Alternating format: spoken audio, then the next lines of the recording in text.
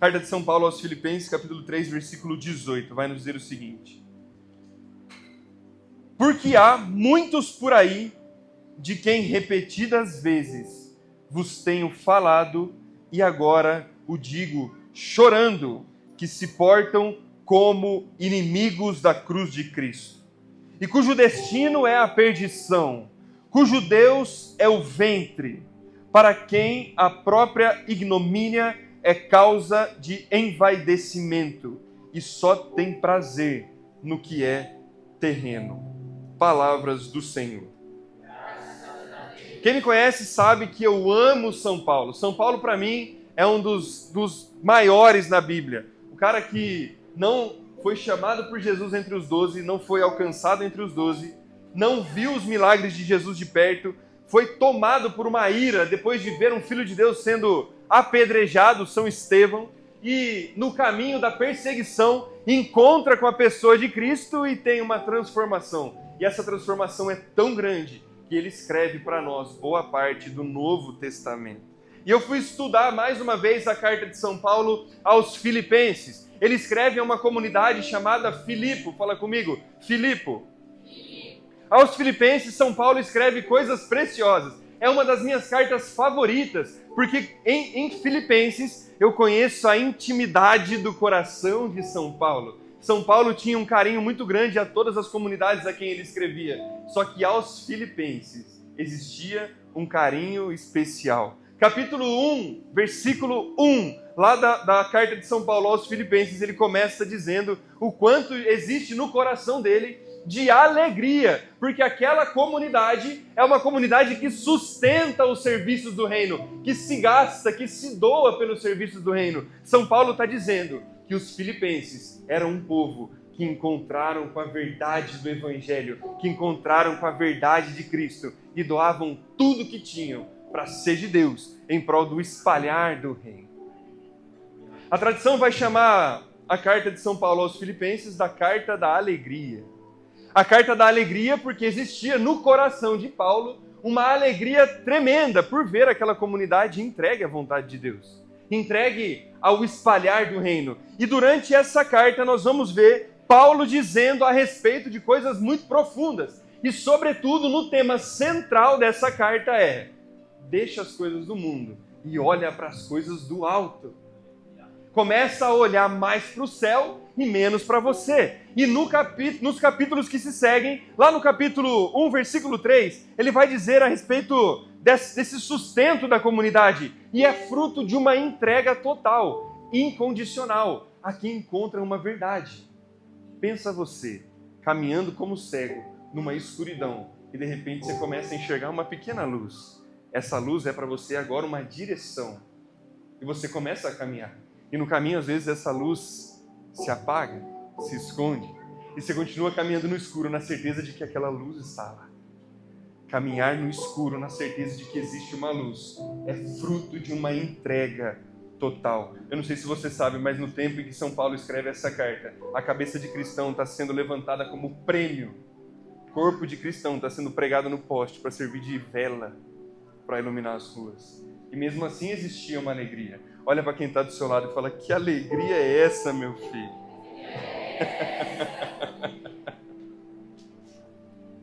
Versículo 12 do capítulo 1 vai dizer a respeito desse transbordar de Paulo. Ele vai dizer que escreve aos Filipenses preso. Uma alegria que eu e você não conseguimos entender. Ele está preso em Roma quando ele escreve aos Filipenses. E ele escreve com alegria. E essa carta me toca demais, cara. Todas as vezes que eu paro para estudar e ler essa carta, eu vou pregar um versículo, um capítulo, e eu faço questão de ler ele inteiro. É tão pequenininha. Você não lê porque você é sem vergonha. Olha para quem está do seu lado e fala: você é sem vergonha, você devia ler, cara. Nossa, tão pequenininho, cara. Lá no capítulo 1 ele vai dizer: eu estou preso, família. Filipenses, eu estou preso. Mas ouvi dizer que o povo está dizendo aos grandes aí de fora o motivo pelo qual eu estou preso. Chicoteado, arrastado, indigno, preso, escrevendo aos Filipenses a respeito de uma alegria. Ele diz assim: mas isso muito me alegra, porque convém que ele seja conhecido. O motivo pelo qual eu estou preso, todo mundo sabe. Então, cara, Bendito seja Deus por isso. Convém que Cristo apareça e eu desapareça. Que a morte da minha carne seja para a glória do Senhor. Que aquilo que eu não consigo entender seja para a glória do Senhor. Que aquilo que para mim eu olho como sofrimento seja para a glória do Senhor. Paulo, ele está entregue e preso, escrevendo aos Filipenses. Agora ele começa a transbordar essa alegria. Uma alegria que eu e você somos muitas vezes incapazes de entender. Nós não temos culhão para entender a alegria no coração de São Paulo de morrer para esse mundo e passar a viver para Cristo. Isso é verdade, tanto é verdade que no versículo 20 ele fala o seguinte: ei, eu espero não me intimidar e nem fraquejar, porque eu quero continuar dando todos os meus dias para a glória de Cristo, até que ele volte. E ele vai concluir dizendo lá no versículo 21, porque viver para mim é Cristo e morrer para mim é lucro. Ele continua dizendo que ele já está tão confuso e entregue, ele já não consegue mais distinguir o que é Jesus e o que é ele. Ele olha para si e não se enxerga. Ele tem coragem de dizer aos Filipenses: sede meus imitadores como eu sou de Cristo. Ele já está tão confuso que ele fala assim: eu não sei mais se eu quero viver ou se eu quero morrer, se eu quero ir para a glória ou se eu quero continuar. Para mim é muito melhor que eu morra. Se eu pudesse escolher, eu morria agora. Mas para vocês, continue que eu fique, para que vocês tenham para onde olhar e reconheçam a Cristo Jesus, porque não sou eu mais quem vive, mas Cristo que vive em mim. Aleluia! Ei, eu e você não temos essa coragem, porque ele não estava nem aí para aquilo que é material. Ele não estava nem aí para aquilo que o conhecimento dele podia trazer para ele. Ele vai dizer a respeito disso também aos Filipenses. Ele fala assim, ó: muitos por aí anunciam a palavra de Deus. Uns anunciam por orgulho, outros por vaidade, outros anunciam porque realmente são de Deus. Mas para mim pouco isso importa. Se for para falar de conhecimento, conhecimento eu também tenho. Sou fariseu, hebreu, filho de hebreus, de raça pura, estudei nas melhores faculdades, fiz o melhor conhecimento, tenho tudo, tenho base, tenho raiz, e larguei tudo porque considero isso tudo esterco, lixo, para que eu conheça a glória do Senhor. Ele começa a dizer que tudo aquilo que é material e terreno, para ele não faz sentido nenhum. Sentido nenhum. E no fundo, São Paulo, o que ele está fazendo aos Filipenses aqui é um grande encorajamento. Fala para quem está do seu lado: coragem, meu filho. Chacoalha ele, fala assim: ei, tenha coragem, hein? Fala assim, ó: se você não for corajoso, eu vou bater em você. Vocês gostam, né, cara? Você falou de bater, o povo adora. E agora estamos no capítulo 4, versículo 18. E aqui, enquanto eu lia e preparava essa pregação, nas madrugadas da vida, a hora que só o barulho do ventilador e a velhinha balançando lá na minha mesa fazem o som para que eu estudasse, o capítulo 18 me chamou a atenção numa palavra muito específica. E agora, meus filhos, eu escrevo e chorando, venho aqui alertar. Imagino que São Paulo era tão emocionado quanto eu. Às vezes a Camila acorda, eu estou lá em casa lendo e chorando em cima da Bíblia, tudo manchado. Ela fala: tá bem, tá tudo certo aí, você morreu? Você vai morrer? Eu falo: não dá. A palavra de Deus é apaixonante, cara. E quando São Paulo diz: eu escrevo agora, meus filhos, olha, porque há muitos por aí que repetidas vezes tenho vos falado, e agora digo, chorando, que se importam como inimigos da cruz de Cristo. Inimigos da cruz de Cristo. O inimigo da cruz de Cristo é todo aquele que ignora o sacrifício feito por Jesus para a nossa salvação, para a nossa santificação. Todas as vezes que eu abraço aquilo que é material e desejo aquilo que é material de maneira descabida, a ponto de substituir a presença de Deus em mim, eu me porto como um inimigo da cruz de Cristo Jesus. Eu deixo de reconhecer o sacrifício que foi feito por Ele, por mim e por você, para me apegar às coisas que eu posso ter. No final, São Paulo, se ele pudesse escrever, e eu tenho certeza que ele era colo de Deus, ele escreveria: o que importa é muito mais ser do que ter. Eu tenho certeza que São Paulo escreveria isso de maneira muito tranquila, principalmente aos Filipenses. E agora, chorando, ele faz um alerta que para mim e para você são muito importantes essa noite, para que a gente entenda o tema dessa pregação. Isso comece a ditar no nosso coração como é que os nossos dias devem seguir a partir de hoje. Ele diz o seguinte, versículo 19: cujo destino, os inimigos de Cristo, cujo o destino é a perdição, cujo Deus é o próprio ventre. São Paulo está fazendo um alerta aqui muito grande a respeito dos instintos que nós temos que ter. É verdade ou não é que eu e você temos um apego muito grande aos nossos instintos? São Paulo, em outro momento, em outras cartas, ele vai dizer: fugir dos vossos instintos, porque eles são gostosos, é isso que você tem que buscar, os prazeres, é o que o mundo diz para nós. Enquanto São Paulo está apontando para o caminho contrário. Foge dos teus instintos, meu filho. E São Paulo não está dizendo aqui a respeito dos instintos de reprodução, de fortaleza, não, ele está dizendo a respeito dos instintos que te levam à perdição. Aqueles que roubam o teu coração e colocam os teus olhos aqui, nas coisas que passam. E quando ele diz: existem muitos que são inimigos do seu ventre, ele está dizendo a respeito das pessoas que não conseguem controlar a própria boca e querem controlar a ação do Espírito Santo na terra. Olha para quem está do seu lado e fala assim: toma vergonha na cara. Em nome de Jesus. São Paulo está nos alertando a respeito de um pecado muito grave. Que pecado é esse? Alguém conseguiu identificar? O pecado da gula. Repete comigo: a gula. E eu e você pensamos assim: da gula eu tô safe. Tô no shape, indo pra academia. Tô na moral, fazendo meu regime, minha dietinha, low carb. Tô suave. Então com a gula, pelo menos, eu não sofro. Foi o que eu pensei. E enquanto eu preparava essa pregação, o Senhor me arrebentou a cara com muitas verdades que, no fundo, é aquilo que São Paulo está dizendo aos filipenses. Ele está dizendo que aquele que é refém dos próprios instintos, do próprio ventre, está condenado à perdição e se comporta como inimigo da cruz. Mas se você parar para pensar, também não tinha tanta abundância de comida assim naquela época. Tinha um padre uma vez que me falou, o padre Renan está aqui. Eu tinha um padre que me falou, padre, que pecado era depois dos 32 quilos só, no dia. Então, depois dos 32 quilos começa a gula. Aí, antes disso, está liberado. Falei: nossa, 32 quilos, meu Deus do céu. Crê em Deus, Pai. E aí, a gente tende a olhar como um pecado tranquilo. E eu começo a esmiuçar o pecado da gula, começo a entrar naquilo que o pecado da gula provoca dentro de nós. E eu encontro com um cara chamado São João Clímaco. Fala comigo: São João Clímaco.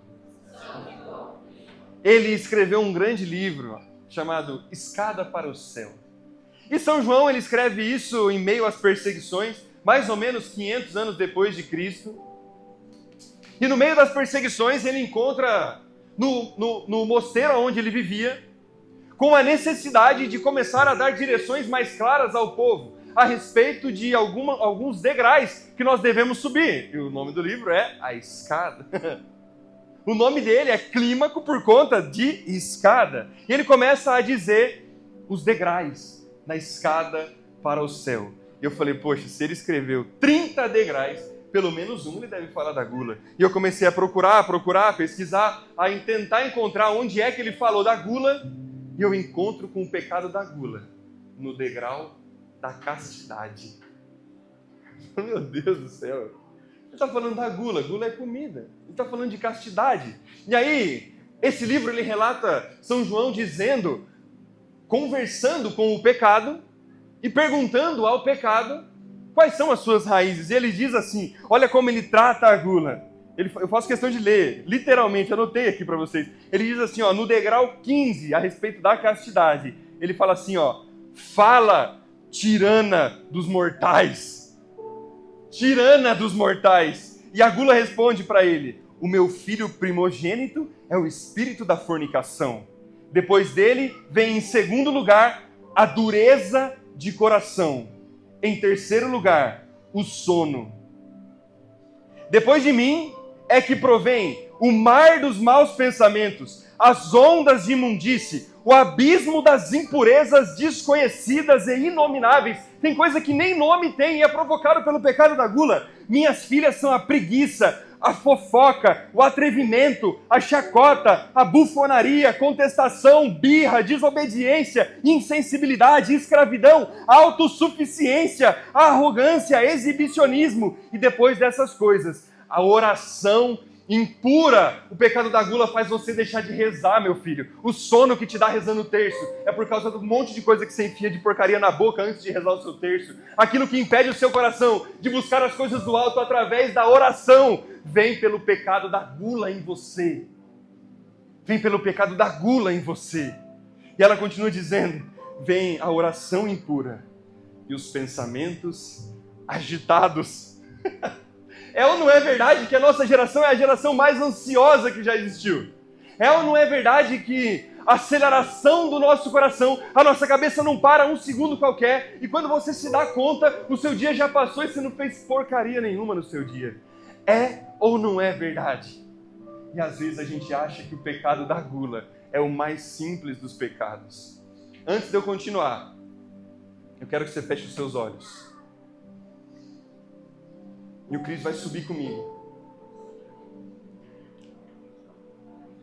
Se uma das filhas do pecado da gula é a gente terceirizar as coisas, é a gente achar que nenhuma direção do Senhor é dada a nós e sim ao outro, eu quero que a partir de agora, essa pregação, ela machuque o seu coração.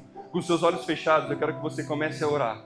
Abra a tua boca, porque as coisas que o Senhor vai nos falar a partir de agora é para a edificação da nossa alma, em que, em nome de Jesus, todo o espírito que existe sobre nós, de mentira, bata em retirada desse lugar. Aquele espírito que vai apontar para você: nossa, esse é o pecado do fulano, que ele bata em retirada, para que você tenha coragem de olhar para os seus pecados e se libertar da gula. Espírito Santo de Deus, eu quero pedir a tua presença nesse lugar. Venha sobre nós, Senhor. Tirar de nós a impureza dos instintos, Senhor, para que eu tenha coragem de olhar para a minha vida e reconhecer em mim os desejos do teu coração para a minha santidade. Começa a orar, filho.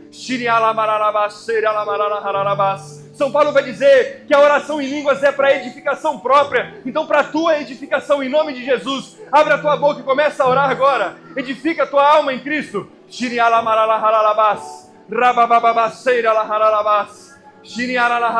Até ser tomado pelo Espírito nesse lugar. Vamos.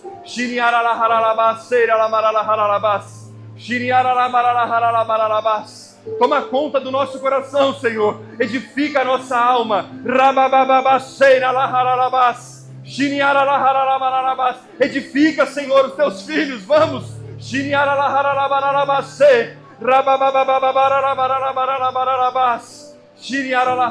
Afasta de nós, Senhor, os olhares impuros, os pensamentos impuros, as mentiras de Satanás, Senhor, que nos impedem de olhar para dentro de nós e nos reconhecer como filhos impuros teus, Senhor. Afasta de nós, Senhor, o espírito que tem nos rondado, tentando nos trazer de volta à vida velha.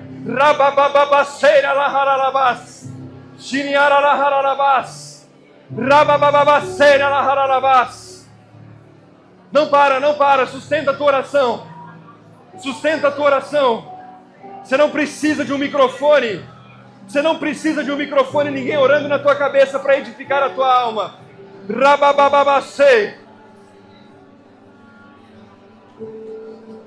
Abre os nossos olhos, Senhor.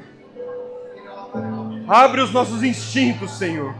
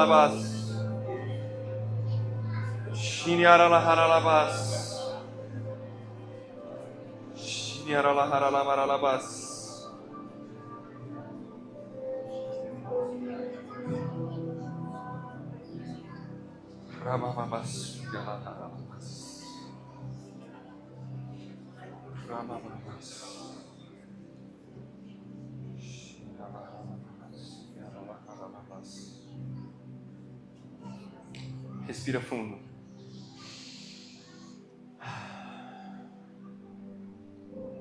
Olha para quem está do seu lado e fala assim, ó, agora você arrumou uma confusão com Jesus, velho. Presta atenção. O que nós fizemos aqui é pedir ao Espírito Santo de Deus que edifique a nossa alma, os nossos instintos, os nossos sentidos, para que em momento nenhum você se lembre de ninguém agora. E se você se lembrar de alguém, você vai falar assim, ó, Senhor, alcança a vida dessa pessoa, mas me mostra a minha imperfeição. É sobre isso. O pecado da gula é justamente isso que ele faz com a gente. Faz nós nos sentirmos perfeitos e os outros imperfeitos. Faz eu me sentir dono de mim e preso a mim ao mesmo tempo. Faz com que os meus olhos estejam voltados a achar que eu sou dono de tudo. E aquilo que começa a partir de uma desordem alimentar, obviamente o pecado da gula ele está dizendo a respeito da ordem alimentar. Mas não é só isso. Passa por isso também, porque a desordem alimentar é para nós apenas a ponta do iceberg. É aquilo onde as consequências desse pecado se desaguam. Começa na comida. Eu quero ser dono de tudo, eu quero tudo para mim. Eu me comporto ruim, me comporto mal diante dos alimentos. Eu quero comer tudo o tempo inteiro, não sei me controlar. A comida também faz parte. Mas a principal característica do pecado da gula é você acreditar que acaba aí.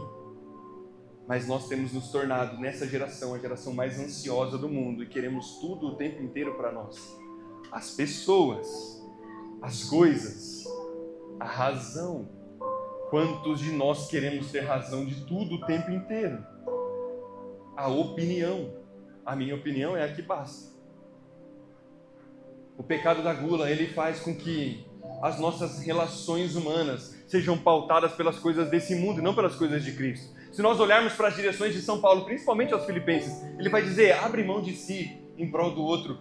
Cristo foi pregado na cruz para me salvar e te salvar. E eu e você queremos ter controle de tudo. Das coisas, das pessoas, dos bens materiais, daquilo que nós podemos fazer com as nossas mãos, porque nós temos nos tornado cada vez mais gulosos das coisas.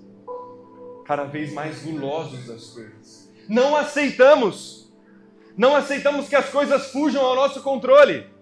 Não aceitamos que as coisas sejam perdidas nas nossas mãos. Quando alguém foge da minha direção, do meu olhar, eu me desespero. Isso toma conta do meu coração e eu sou tomado por outro pecado que entra através do pecado da gula. Eu me iro com as coisas. Eu começo a sentir raiva do mundo, raiva das pessoas. Enquanto, na verdade, o que Cristo diz é se afasta de ti para ir em prol do outro, em busca do outro. Uma vez eu estava numa noite carismática e eu fiquei olhando para uma pessoa e Jesus me falou assim, vai lá, filho, reza por ela. E eu não fui. Isso tomou conta de mim, eu fiquei mal. Falei, Senhor, o Senhor queria fazer um milagre na vida daquela pessoa, talvez. E eu não fui, eu tive medo, eu fui medroso. E eu fui conversar com o padre. Falei, padre, eu fui medroso, Jesus me mandou ir, eu não fui. Ele falou, filho, Jesus estava querendo te usar, mas os filhos são dele, os meios são dele. Se você não foi, se confessa, mas essa alma não vai se perder, porque os filhos são de Cristo e não teus. E eu entendi que eu é que estava querendo os filhos de Deus para mim. Quem sou eu diante dos filhos que são de Deus? Eu sou só um instrumento aqui, desapegado às coisas do mundo, inclusive das pessoas. E se Jesus manda você sair da tua casa agora e atravessar o país para alcançar pessoas que aos teus olhos não merecem ouvir a palavra de Deus? E se Jesus agora te arranca do teu lugar e te coloca num presídio com o pior preso da face da terra? Você vai negar a palavra de Deus a esse filho de Deus? Os filhos são dele e não nossas. As vontades são de Deus e não nossas. E ao mesmo tempo que eu quero me sentir dono de tudo, eu me torno refém de tudo. Porque aquilo que eu perco o controle, eu começo a desaguar. Isso enche o meu coração de ansiedade, de frustração, de perda de controle. E eu desago aonde isso, minha gente? Vou comer um doce. Eu vou comer uma comida gostosa. Vou repetir a comida. Vou comer de novo. Eu vou gastar o que eu não tenho para buscar um alimento que eu nem, sei lá, nem é tão gostoso para você. Aí você come, enche a barriga, que isso te dá o quê? Sono! São João Clímaco está dizendo que uma das filhas do pecado da gula é o sono.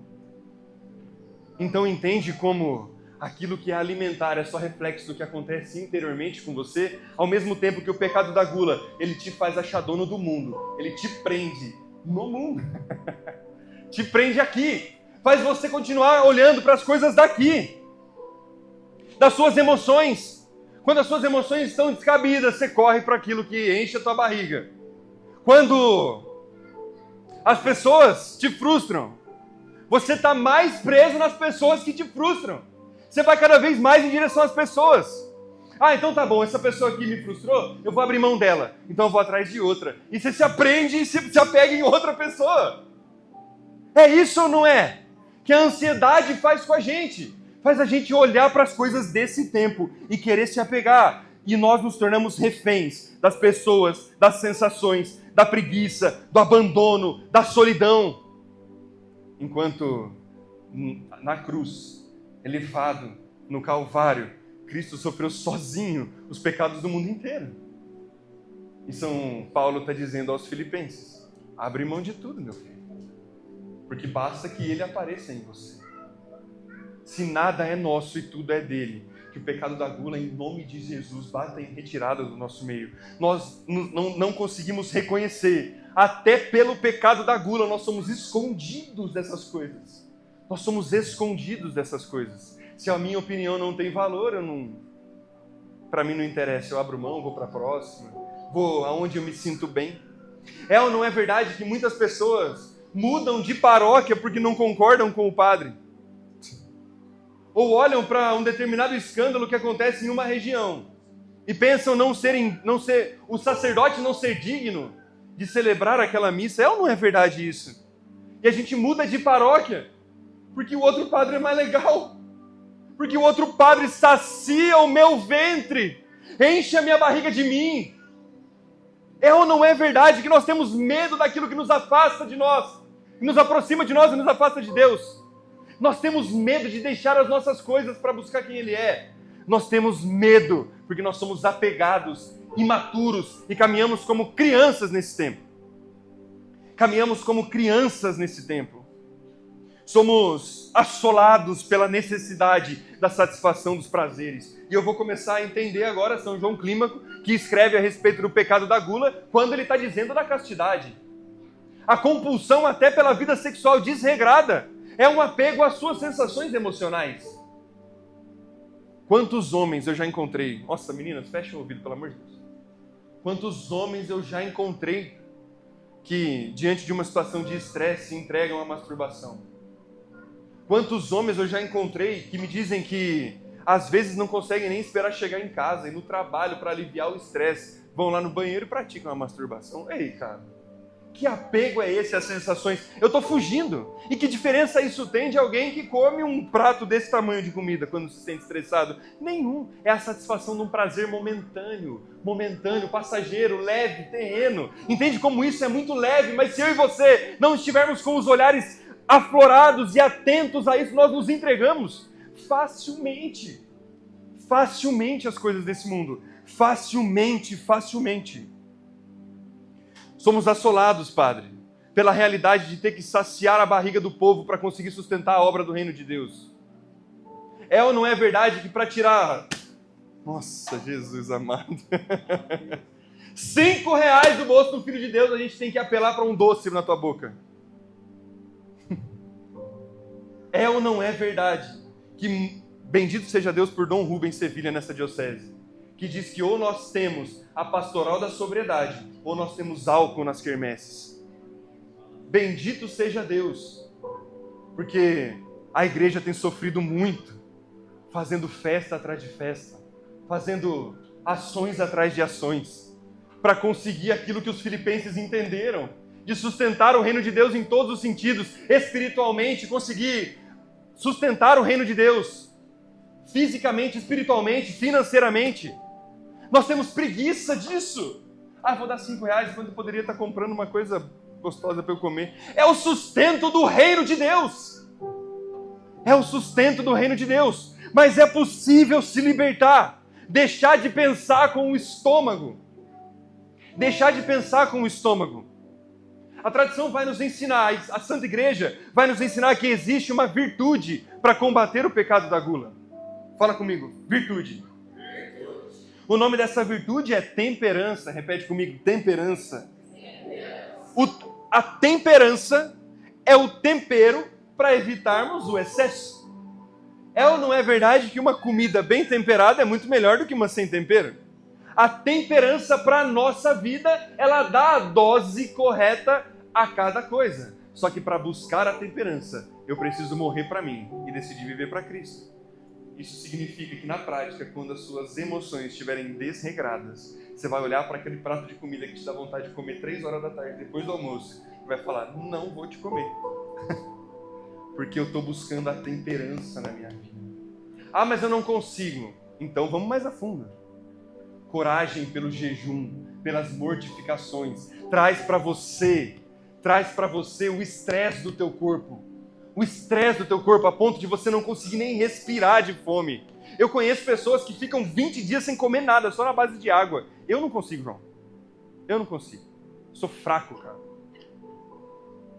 Para que ele apareça. Se é para você uma dor de não conseguir abrir mão das pequenas coisas, seja radical. Seja radical. Cada um sabe a medida daquilo que precisa para curar a gula dentro de si. Alguns vão precisar de um jejum extremo, outros de uma mortificação. Talvez deixar de consumir, de comer aquilo que você mais gosta, por um determinado período de tempo, vai te trazer a sensação do controle de volta, do controle de si e não das coisas. Porque quando você se controla, mais você se conhece. Quanto mais você se conhece, mais de dentro para fora você conhece quem Cristo é em você e em mais ninguém. É preciso temperança. É preciso temperança. E eu estou dizendo que buscar a virtude da temperança é fácil, sim ou não? Não estou dizendo isso. Mas São Paulo vai dizer aos Filipenses, capítulo 1, versículo 29, presta atenção. Aos eleitos foi concedido a graça. Abre um parênteses. Graça não é aquilo que você alcança. Tem graças alcançadas, mas graça é um dom de Deus. Ele dá a quem Ele quer, quando Ele quer. E São Paulo está dizendo, aos eleitos de Deus foi concedido a graça não só de crer, mas padecer por Ele. Padecer pela vontade de Cristo é uma graça que poucos entendem.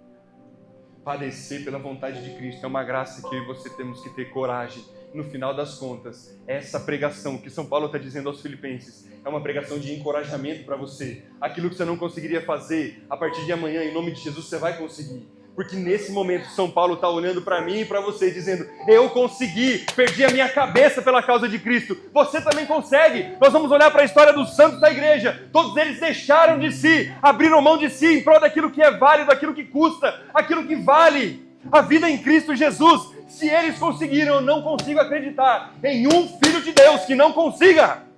Eu não consigo acreditar. Não consigo acreditar que Deus dá a graça a uns e a outros não dê.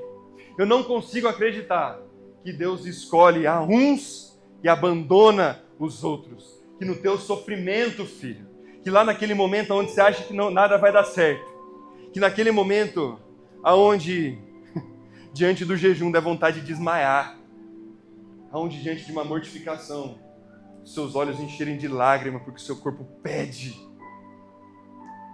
o Espírito Santo seja o teu consolo, o teu alimento, o teu sustento, para que Ele venha viver em você a vida que talvez hoje você não está conseguindo viver. É preciso trilhar esses degraus, subir esses degraus, e para subir os degraus é preciso morrer para o mundo e viver para Cristo. Não é fácil, mas quando você sobe um degrau, olha para quem está do seu lado, fala assim, ó. Quando você sobe um degrau, meu filho, você consegue enxergar coisas que antes você não enxergava. Você está caminhando aqui, você consegue só enxergar as imundícias do mundo, mas você subiu um degrau, você começa a ver outras coisas.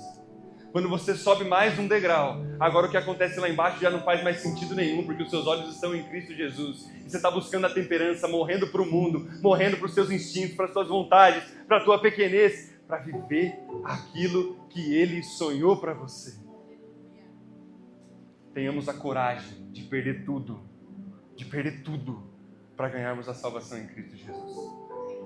O prêmio dos eleitos é aquilo que conversávamos hoje em casa. Meus irmãos foram em casa hoje almoçar e depois do almoço a gente estava conversando sobre, cara, qual que é teu desejo quando chegar no céu? E uma irmã partilhou assim, pô, eu queria dar um abraço em Jesus. Aí o outro falou assim, cara, eu queria conversar com Jesus, assim, eu queria perguntar umas coisas para Ele. Mas no céu não existe mais espaço para pergunta. Não existe mais nenhuma dúvida, Ele está dentro de você. Você e Ele são agora um. Só existe espaço para adoração, adoração, adoração. Toda a verdade já está diante dos teus olhos, a verdade em Cristo Jesus. Só nos resta adorar em espírito e em verdade pelo resto da nossa humanidade.